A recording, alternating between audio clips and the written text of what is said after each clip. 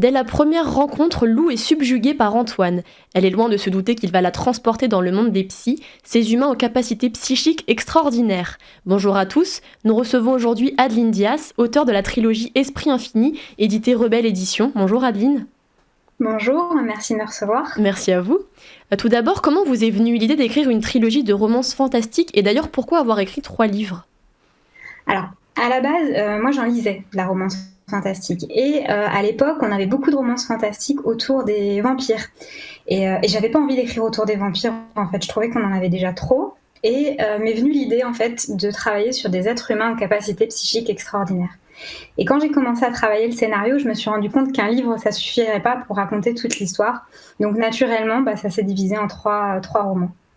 Il me semble que vous avez une passion pour la lecture. Depuis quand date cette passion et comment est-ce qu'elle s'est manifestée ? Alors c'est une passion qui date depuis l'enfance en fait. Déjà toute petite, même à l'école, j'empruntais toujours les livres, etc. De la classe, ce qui était un peu gênant pour les autres. Mais j'ai toujours lu, toujours. À 12 ans, je dévorais du Tolkien. Donc c'est vraiment une passion qui a toujours été là et qui m'accompagne depuis que je sais lire en fait. Et vous avez des auteurs préférés peut-être ?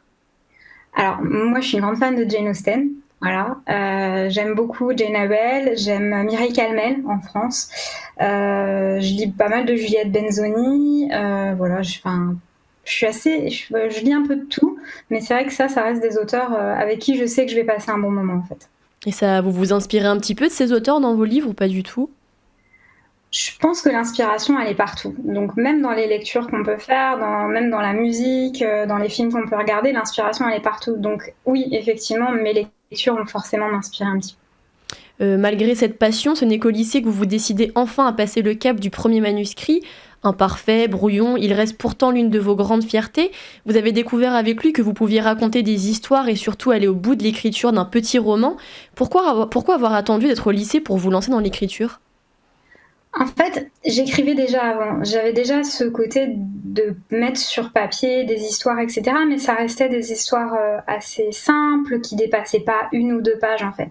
Et au lycée, je sais pas ce qui s'est passé. Je pense que j'ai eu besoin à un moment de m'enfermer un petit peu avec moi-même. Et ça a été une espèce d'exutoire, en fait, ce premier manuscrit fini. Ça me permettait, je pense, de calmer un petit peu toutes ces angoisses qu'on peut avoir à l'adolescence, au lycée, etc. Et en fait, ça ne m'a jamais quittée. J'ai continué à écrire comme ça. Je pense que pour moi, c'est nécessaire à mon équilibre, en fait. Vous avez ensuite fait une école d'infirmière. Entre stage et cours, vous n'avez toutefois pas lâché la plume ni le clavier et vous avez continué de publier en ligne vos histoires sur votre blog jusqu'à ce qu'un éditeur vous contacte. Comment est-ce que vous avez réussi à jongler entre vos études et votre passion ? En dormant très peu. En dormant très peu et comme j'ai dit, c'était vraiment nécessaire en fait. Et les études d'infirmière, ça reste quelque chose d'assez anxiogène en fait. On est toujours sur le qui-vive, surtout quand on est en stage. Et il y a besoin, je pense, d'avoir un moment où on se pose et on ne travaille que pour soi. Toute la journée, on est dans le don aux autres. Et moi, l'écriture, c'était vraiment ce moment que je ne consacrais en fait qu'à moi. Vous êtes donc infirmière aujourd'hui. Vous vous divisez donc entre vos 2 casquettes, à savoir patient et soins et manuscrit et lecteur. Est-ce que vous arrivez toujours à trouver du temps pour écrire malgré votre profession très prenante ? Je dors toujours aussi peu.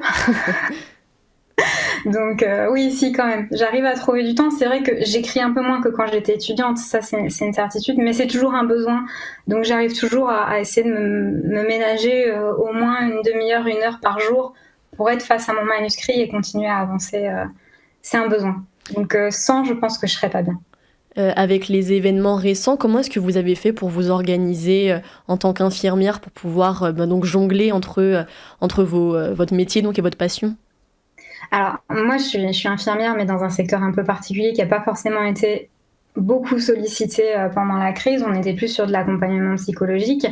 Mais ce qui a été le plus compliqué, je pense, c'est qu'on était dans une phase d'incertitude.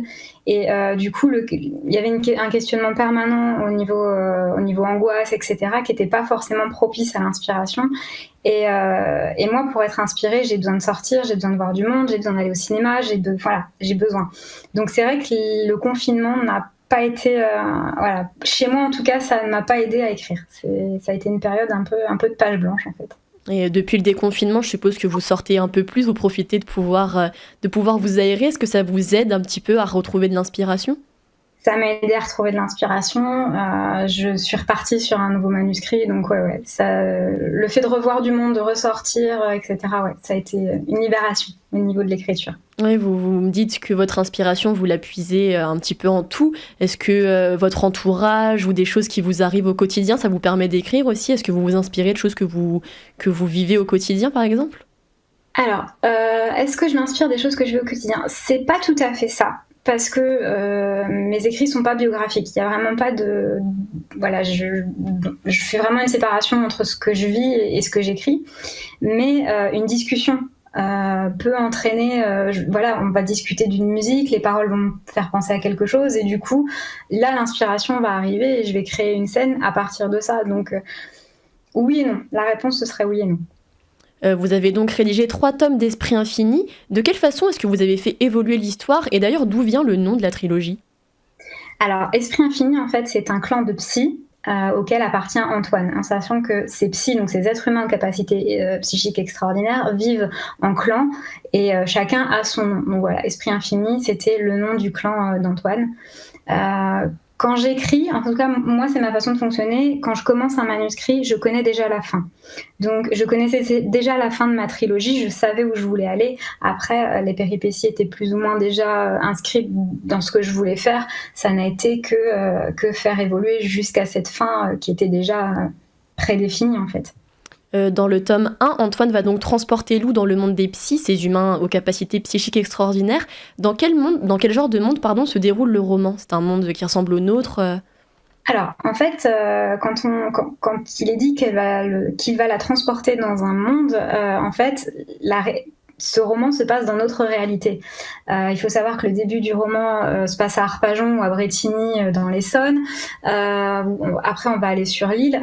L'idée, c'est surtout que Lou, elle va se rendre compte que dans le monde réel, il y a toute une partie qu'elle ne connaît pas, qu'on lui a cachée, où des êtres humains ont des capacités psychiques extraordinaires. Ce n'est pas que dans les romans ou dans la fiction, ça existe vraiment, et tout ça, elle va le découvrir en fait. C'est ce monde-là caché qu'elle découvre. Et est-ce que Lou, elle vous représente un petit peu de temps en temps, peut-être pas dans toute la trilogie, mais est-ce que vous vous retrouvez en elle à certains moments?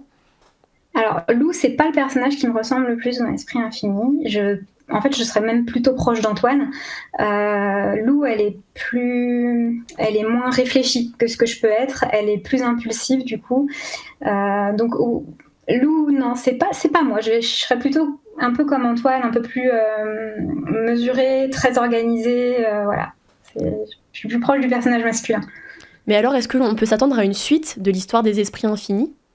Alors, Esprit infini, c'est quand même une trilogie qui m'a mis 3 ans à écrire. C'est une trilogie qui a pris beaucoup de temps, qui m'a accompagnée une bonne partie de ces dernières années. Et aujourd'hui, cette histoire-là, je veux qu'elle soit terminée. Et elle est terminée et je vois pas de suite, en fait. Je pense qu'ils ont le droit maintenant d'être tranquilles. Ils ont vécu pas mal d'aventures. Et non, je pense pas écrire de suite à Esprit infini. Et au-delà de ça, est-ce que vous avez un ou plusieurs autres livres en cours d'écriture ou des idées, par exemple? Alors oui, là en ce moment, je suis en train de travailler sur une romance fantastique, toujours, et en fait, je voudrais transposer un petit peu le mythe du dragon dans notre réalité, toujours dans notre monde réel. Donc voilà, je tâtonne encore entre les sujets, donc on partirait sur quelque chose entre une malédiction et des dragons dans notre monde à nous. Voilà. Vous avez écrit déjà pas mal d'autres livres, à part Les Esprits Infinis. Comment est-ce que vous arrivez à changer d'idée à chaque fois, de changer d'histoire, de ne pas raconter la même chose? Comment est-ce que vous arrivez à modifier à chaque fois? Alors, comme je dis, l'inspiration se trouve partout. Et pour le coup, moi, j'essaye de sortir, de voir beaucoup de choses. Donc, je me nourris d'un peu tout. Il y a des choses qui vont coller ensemble, donc on va pouvoir faire un récit. Dans Esprit infini, ce côté un peu psychique, avec aussi des loups-garous, parce qu'il y a des loups-garous dans l'histoire, ça allait bien ensemble. Par contre, je pouvais peut-être pas raconter d'autres histoires qui me venaient, d'autres scènes qui me venaient. Donc, ces scènes-là, je les note. Et quand je trouve des scènes qui vont ensemble, finalement, petit à petit, on arrive à créer une histoire qui est différente. En sachant que moi, je suis sur 2 genres différents, donc je suis vraiment sur de la romance fantastique et de la romance contemporaine, où vous n'avez pas d'éléments fantastiques. Et donc, il faut jongler un peu avec les deux, trouver ce qui se rapproche le plus de l'un. On a hâte en tout cas de pouvoir vous lire à nouveau. Merci Adeline Diaz d'avoir été avec nous sur Sensation. Je rappelle que vous êtes l'auteur de la trilogie Esprit Infini, édité Rebelle Édition. Vous pouvez retrouver cette émission en podcast audio et vidéo sur notre site et application Radio Sensation.